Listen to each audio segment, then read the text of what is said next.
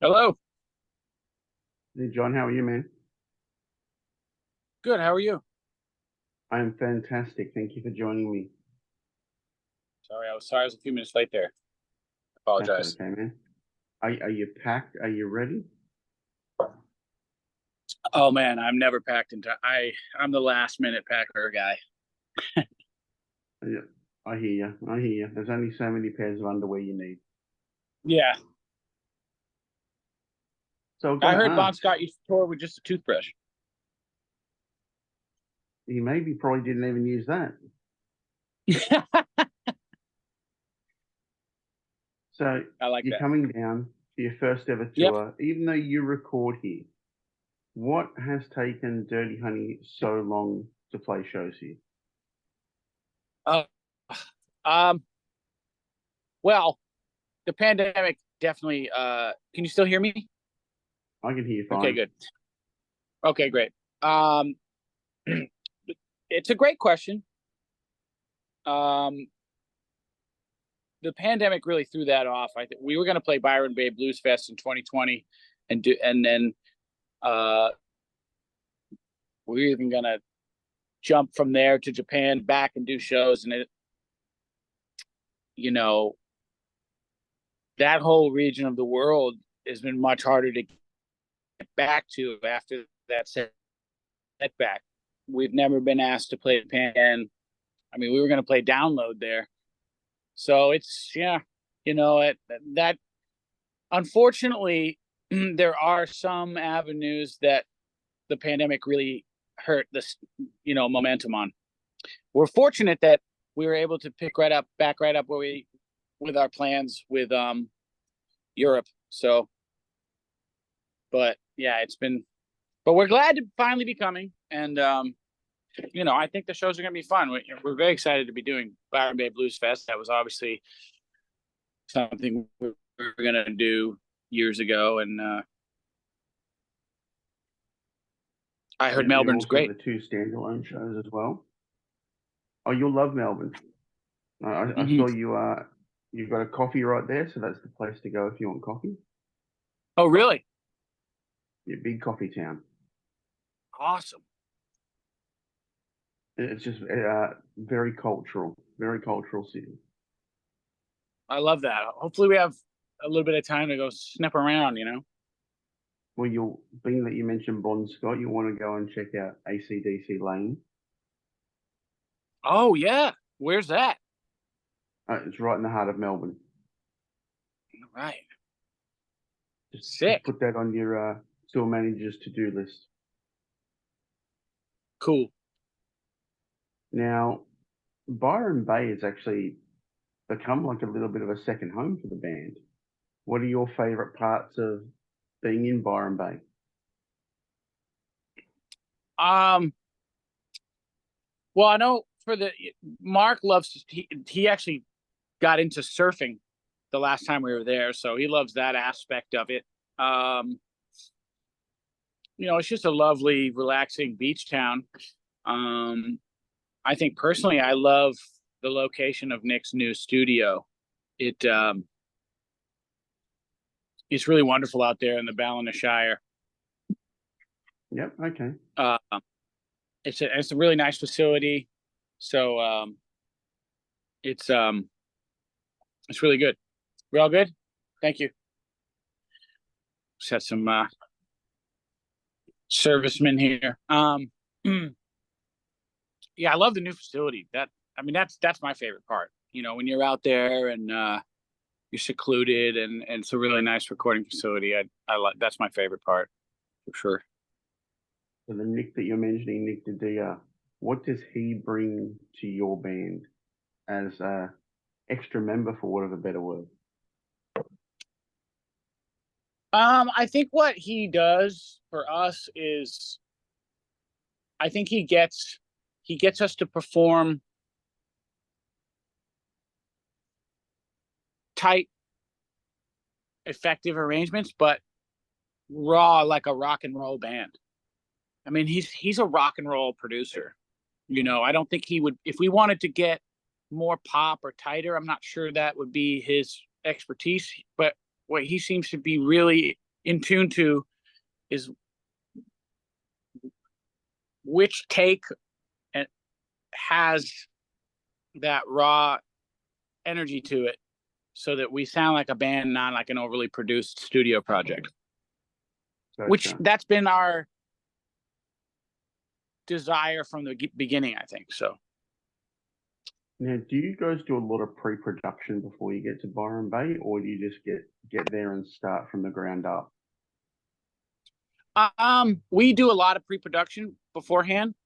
But interestingly enough, we are going to go in there this time around, and we're going to start from the ground up. It's going to be a first kind of experience with that. So I think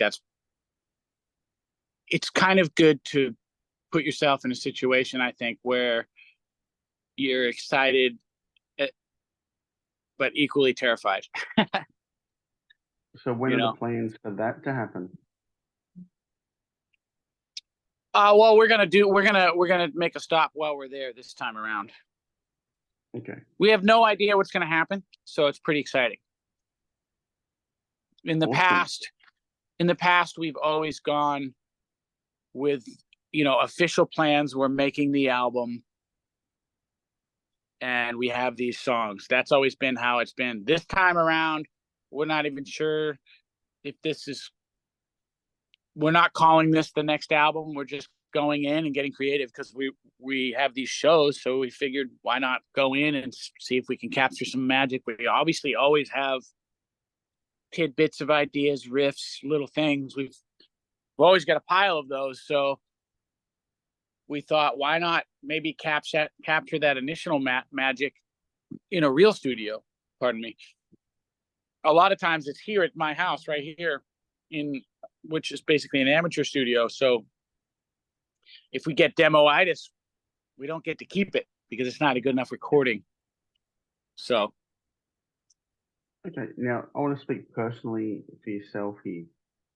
Who are your influences when you started, and who are your influences now as a player and writer? As a player, as a kid, my first real poignant influence was Jimmy Page. And also just the songwriting and the variety that Zeppelin was able to effectively cover was really influential. But the other guys who were really influential in that first wave of like elementary school was Jimmy Page, Jimi Hendrix, the Allman Brothers, Queen, Led Zeppelin, as I said. Then as I got into junior high, I got really into Stevie Ray Vaughan and Angus Young, kind of more bluesy, straight ahead guys. Obviously Stevie Ray. In high school, I became more experimental, so I started listening to, I wouldn't say real jazz, but like fake jazz, things like Medeski, Martin Wood, and Bela Fleck and Fish. Fish is not jazz at all, but they kind of have a anything goes approach to their improvisation, which was really cool. But nowadays, I think my influences now is just I'm thinking about songwriting. Yep.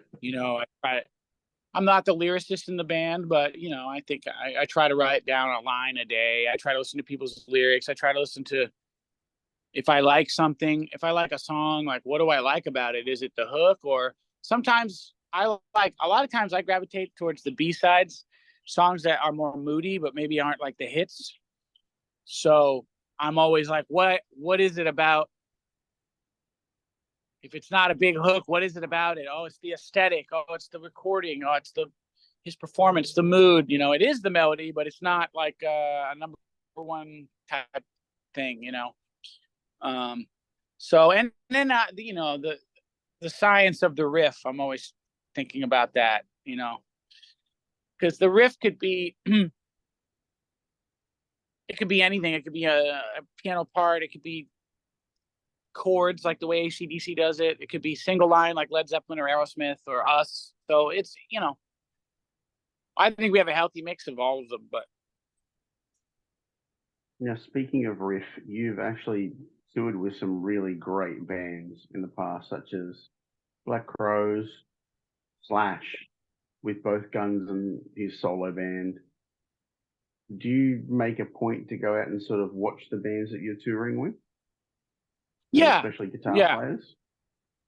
yeah, for sure. And I made it a point to meet both Slash and Rich Robinson's Tech. And I met Rich more than I met Slash. I know Rich kind of well, and I wouldn't say I watched the show every single night, but especially with the Black Crows. I mean, we were on tour with them for like 3 months, but we definitely learned a lot from both people. It's you have to take those. I have to take those opportunities as once in a lifetime, so that I soak up as much as I can. Yeah, sure. For you, when you take a band on tour, what is important for Dirty Honey taking a band on tour? Pardon me? When you take an opening band on tour, what is important for you guys to pick in an opening band? For me, it's important to feel like musically they can ramp up the audience in preparation for us. I would not say we've always achieved that, and I think at our level sometimes it's tough to get the people we want. Sometimes bands are chosen because they stream well or something. There's business considerations, and sometimes that's happened. That being said, we've liked everyone we've been on tour with as people, and we've never had a bad experience. But if we can, we try to get somebody that we feel like musically, revs up the night. Yeah, so I believe your opening band for your 2 side shows is the Black Cardinals, and they're a fantastic band. Great, yeah. I They're actually didn't. straight ahead. Yeah, You didn't have any that's great. input on that one? I didn't have any input on that one actually. It's not, sometimes we do, sometimes we don't.